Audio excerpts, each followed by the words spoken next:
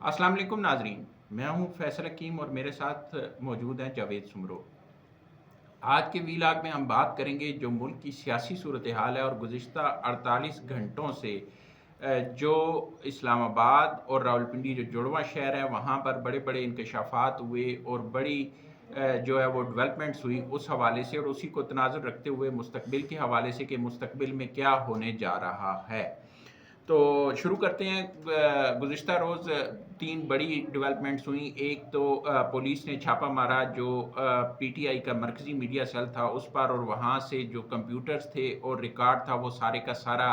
कब्ज़े में ले लिया, और उसके साथ-साथ जो सेक्रेटरी इत्तलात थे पीटीआई के रऊफ़ हसन, उन्हें गिरफ़्तार किया गया और आज अदालत ने उनका 2 रोज़ा जिस्मानी रिमांड दिया है और उन्हें एफआईए के हवाले किया गया है। पुलिस का ये कहना है कि जो पीटीआई का मरकज़ी मीडिया सेल था वो हब था डिसइंफॉर्मेशन का, और पूरी दुनिया में पाकिस्तान के हवाले से डिसइंफॉर्मेशन फैलाई जा रही थी, और इसी बिना पर तमाम सबूतों को मद्देनज़र रखते हुए और तमाम शवाहिद इकट्ठे करने के बाद उस पर छापा मारा गया, और वहाँ मौजूद जो सेक्रेटरी इत्तलात हैं उन्हें भी हिरासत में लिया गया, और उसके साथ साथ वहाँ पर जो दीगर रिकॉर्ड था और कंप्यूटर्स थे उनको भी कब्जे में ले लिया गया। दूसरी जो बड़ी डेवलपमेंट थी वो थी डीजीआईएसपीआर की प्रेस कॉन्फ्रेंस, और डीजीआईएसपीआर की प्रेस कॉन्फ्रेंस में गुज़िश्ता रोज़ उन्होंने वाज़े किया कि अज़्म इस्तेहकाम ऑपरेशन नहीं है बल्कि दहशतगर्दी के ख़िलाफ़ एक मुहिम है और मरबूत मुहिम है, और उसके अलावा उनका ये भी कहना था कि सियासी और गैर कानूनी माफिया ये चाहता है कि अज़्म इस्तेहकाम को नाकाम बनाया जाए और उसे मुतनाज़ा बनाया जाए। उस हवाले से भी हम थोड़ी-सी बात करेंगे। और तीसरी जो बड़ी अहम डेवलपमेंट थी वो थी जीएचक्यू हमले के हवाले से। जो बानी पीटीआई हैं उन्होंने इस बात का एतराफ़ किया कि जीएचक्यू के सामने एहतजाज की कॉल उन्होंने दी थी। अब ये तो 3 अहम डेवलपमेंट्स थी गुज़िश्ता 24 से 36 घंटों के दौरान इस्लामाबाद और रावलपिंडी की। कुछ इस पर बात करेंगे और कुछ बात करेंगे कि मुस्तकबिल में इस हवाले से क्या होने जा रहा है। जावेद सुमरो, गुज़िश्ता 36 घंटे के दौरान जो है वो वफाकी दारुल-हुकूमत और रावलपिंडी के हवाले से बड़ी अहम डेवलपमेंट सामने आई हैं जो पूरी मुल्क की सियासी सतह पर भी और मुल्क के तशख़्ख़ुस के हवाले से भी काफ़ी अहमियत की हामिल है। क्या कहेंगे ये जो 3 बड़ी डेवलपमेंट्स थी इस हवाले से कि क्या वाक़ई जो डिसइंफॉर्मेशन का हब था जो पीटीआई का मरकज़ी मीडिया सेल था, और जो बानी पीटीआई की तरफ से एतराफ़ किया गया कि जीएचक्यू के सामने एहतजाज की कॉल उन्होंने दी थी? फैसल देखें, जो गुज़िश्ता रोज़ हुआ वो तो अपनी जगह, और ये तो शुरू दिन से ही ये मौक़िफ़ था हमारे जो पीटीआई मुखालिफ जो लोग थे उनकी जानिब से कि जी पाकिस्तान तहरीक इंसाफ का जो मरकज़ी सेक्रेटरीट है वहाँ से ही ये सारी डिसइंफॉर्मेशन या जो मुहिम थी मुख्तलिफ इशूज़ के ऊपर चलाई जाती, लोगों की ट्रोलिंग के हवाले से दीगर। तो ये पुलिस का और मुखालिफिन का ये मौक़िफ़ था। लेकिन अब कल जब हमने देखा तो वहाँ जब हम पहुँचे, जब ये छापा लग रहा था या वहाँ पे जब रेड किया गया, तो पुलिस वालों से जो हमारे दोस्त हैं उनसे हमने बातें की, गपशप की, तो उनका कहना था कि हमें यही हमारे पास सबूत मौजूद हैं कि यहाँ पर जो है डिसइंफॉर्मेशन का सबसे बड़ा हब है, और उस सबूतों की बुनियाद पर एफआईए ने जो इनके खिलाफ चालान दिया है या एफआईए ने जो इनके खिलाफ एफआईआर दी है उस एफआईआर की बुनियाद पर यहाँ पर गिरफ्तार करने आए। और सेक्रेटरी इंफॉर्मेशन रऊफ़ हसन की गिरफ्तारी इस बुनियाद पर की गई है कि वो चूँकि सेक्रेटरी इंफॉर्मेशन है तो ये तमाम इंफॉर्मेशन का जो काम है वो उनके मातहत होता है, तो लिहाजा वही इसके ज़िम्मेदार हैं। इस वजह से उनको गिरफ्तार किया गया। और अगर आप देखें तो उसके साथ-साथ हमें बैरिस्टर गौहर जो चेयरमैन है पाकिस्तान तहरीक इंसाफ के, उनको भी पुलिस साथ लेके गई, लेकिन बाद में उनको छोड़ दिया गया कुछ चीज़ें पूछने के बाद। अब रही बात, आज रऊफ़ हसन को जब अदालत में पेश किया गया तो वो बड़े बज़ाहिर तो पुरुम्मीद थे, लेकिन ये समझ आ रहा था जब वो दूसरे दोस्तों के फ़ोन कॉल्स के ज़रिए फ़ोन पर बातें कर रहे थे तो उससे ये महसूस हो रहा था कि वो घबराए हुए हैं।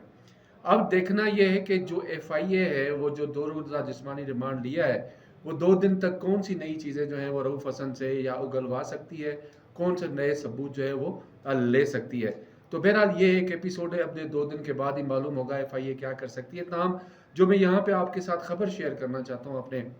व्यूअर्स के साथ, वो ये है कि पाकिस्तान तहरीक इंसाफ के कुछ सीनियर वकला हैं जिनके मैं नाम नहीं लेता, उन्होंने सुप्रीम कोर्ट में और अदालतों में एक दरख्वास्त दी जाती है छुट्टियों की, وہ چھٹیوں کی انہوں نے درخواست دی ہوئی ہے، اور جہاں تک میری معلومات ہے تو کچھ لوگ کچھ سینئر کونسلز ایسے ہیں، وکلاء ہیں جو بیرون ملک گئے ہوئے ہیں، جس میں میجارٹی جو ہے وہ لندن گئے ہوئے ہیں۔ اب میں یہاں تک سمجھتا ہوں کہ اس ساری سچویشن میں کیا پارٹی کے رہنماؤں کو، جو مرکزی رہنما ہیں، وہ سینئر وکیل بھی ہیں اور مختلف پارٹی کے عہدے بھی ان کے پاس ہیں، کیا اس صورتحال میں پارٹی کو چھوڑ کر وہ ویکیشن گزارنے جا سکتے ہیں؟ تو میں تو یہ سمجھتا ہوں اگر یہاں پہ کوئی اور ہوتا اور اس سچویشن میں پارٹی کو چھوڑ کر ویکیشن گزارنے نہیں جاتا، تو اس صورتحال میں جب ہم نے معلومات کو حاصل کرنا چاہا تو ہمیں بہت سے خدشات ایسے سامنے آئے کہ شاید ہو سکتا ہے کہ ان تمام سینئر کارکنوں کا یا سینئر رہنماؤں کا ملک سے باہر جانا، ہو سکتا ہے کہ وہاں پہ جا کے کوئی نیا ایک جو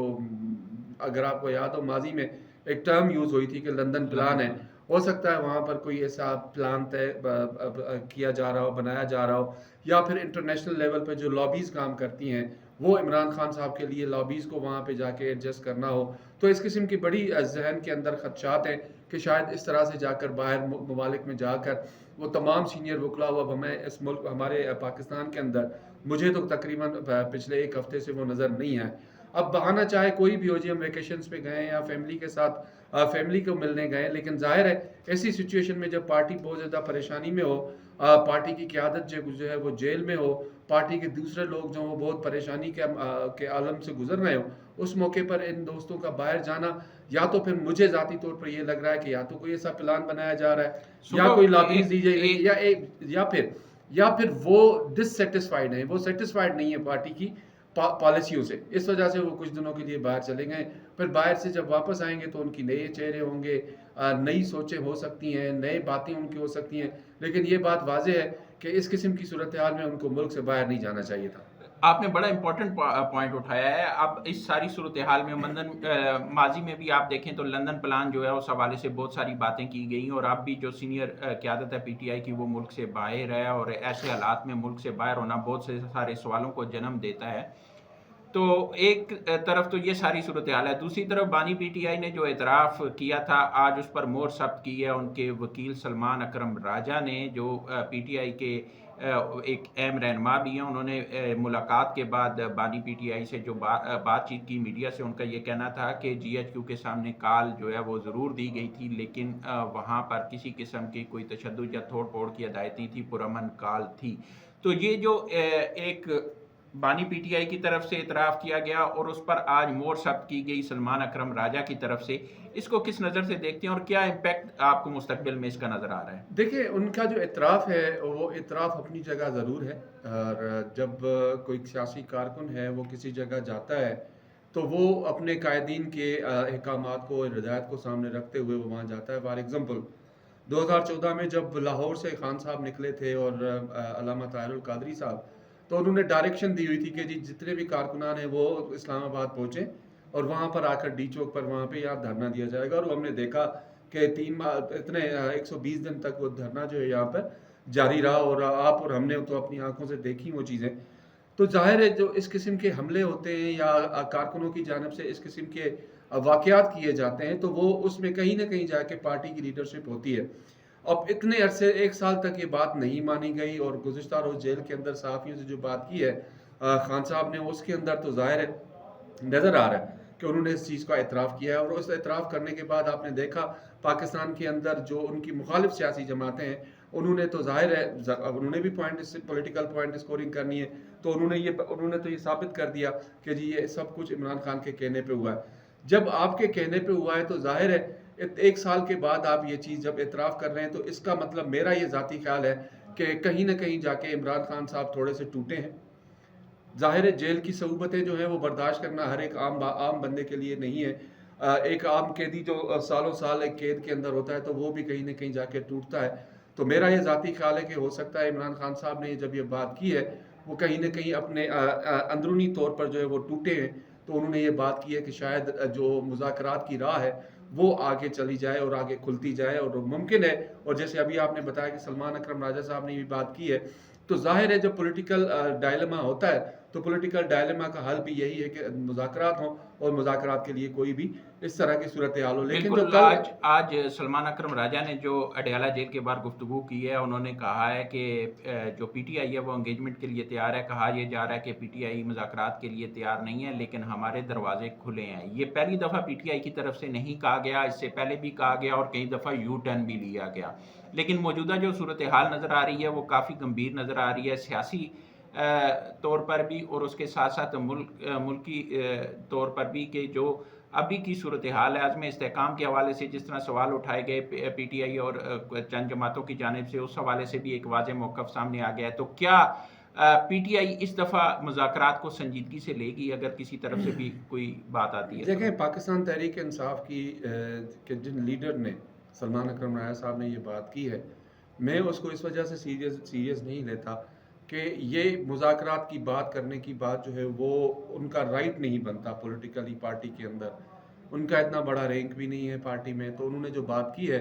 وہ ہو سکتا ہے جب خان صاحب سے ملاقات کے بعد آئے ہوں تو انہوں نے یہ بات کہی ہے، اور کہنے کے بعد ظاہر ہے اب دیکھیں گے کہ پارٹی لیڈرشپ جو ہے جس میں بیرسٹر گوہر ہیں، رؤوف حسن صاحب ہیں، پارٹی کے دیگر جو لوگ ہیں جس میں جنرل سیکریٹری ہیں، یا پرانی پاکستان تحریک انصاف کی جو قیادت اس وقت تحریک انصاف میں موجود ہے، وہ ان کے بیان کو کس نظر سے دیکھتی ہے. تو میں یہ سمجھتا ہوں کہ ہو سکتا ہے کہ کوئی جو بڑی قیادت ہے، فرسٹ لیئر لیڈرشپ جو ہے پاکستان تحریک انصاف کی، وہ ہو سکتا ہے اس کے اوپر اپنا کوئی رد عمل دے دے یا اس کو کا اعتراف کر دے. لیکن اس پہ کچھ جو ہے میں یہ سمجھتا ہوں کہ سلمان اکرم راجہ چونکہ ایک منجھے ہوئے وکیل ہیں، سمجھدار انسان ہیں، اور انہوں نے یہ بات دیکھی ہوگی کہ اب معاملات کہیں اور جا رہے ہیں، تو ایسی بات کر کے تھوڑا سا جو سیاسی ٹیمپریچر ہے اس کو کم کیا جائے. باقی آپ نے خود دیکھا، ہم نے ماضی میں بھی اور ابھی بھی دیکھا، تو پاکستان پیپلز پارٹی ہے وہ بھی ہمیشہ ڈائلاگ پر یقین رکھتی ہے، نون لیگ بھی ڈائلاگ پہ یقین رکھتی ہے. تو الٹیمیٹ مجھے یہ سارا جو معاملہ ہے ڈائلاگ کی طرف جاتا ہوا نظر آ رہا ہے، اور آہستہ آہستہ یہ چیزیں جو ہیں وہ پگھلتی جائیں گی تو معاملہ جا کے مذاکرات پر ہی رکے گا. جی بالکل، سیاسی مذاکرات جو ہیں وہ سیاسی مسائل کے حل کے لیے ضروری ہے، اور ظاہر سی بات ہے جب سیاسی مسائل درپیش ہوں تو مذاکرات کے ذریعے ہی حل ہو سکتے ہیں. کوئی بھی آئسولیشن اس کا حل نہیں ہے، اور نہ ہی کوئی انا پرستی جو ہے وہ اس کا حل ہے، بلکہ آپ کو مذاکرات کی ٹیبل پر آنا ہی پڑے گا اگر آپ نے سیاسی مسائل حل کرنے ہیں. تو دوسری طرف ایک بڑا واضح موقف حکومت کی طرف سے بھی واضح آ چکا ہے، اور جو ہمارے قانون نافذ کرنے والے ادارے ہیں یا ملکی سیکیورٹی کے ادارے ہیں ان کی طرف سے بھی، کہ جو ریاست کے خلاف ہوگا اس کے لیے کوئی نرمی نہیں ہے، اس کے ساتھ آنی ہاتھوں سے نمٹا جائے گا. اور D G I S P R نے واضح کر دیا ہے کہ دہشت گرد ہوں یا ڈیجیٹل دہشت گرد ہوں، فوج ان کے سامنے کھڑی ہے. اب تک کے لیے اتنا ہی. بہت جلد آپ کی خدمت میں ایک نئے ویلاگ کے ساتھ حاضر ہوں گے. تب تک کے لیے اللہ حافظ.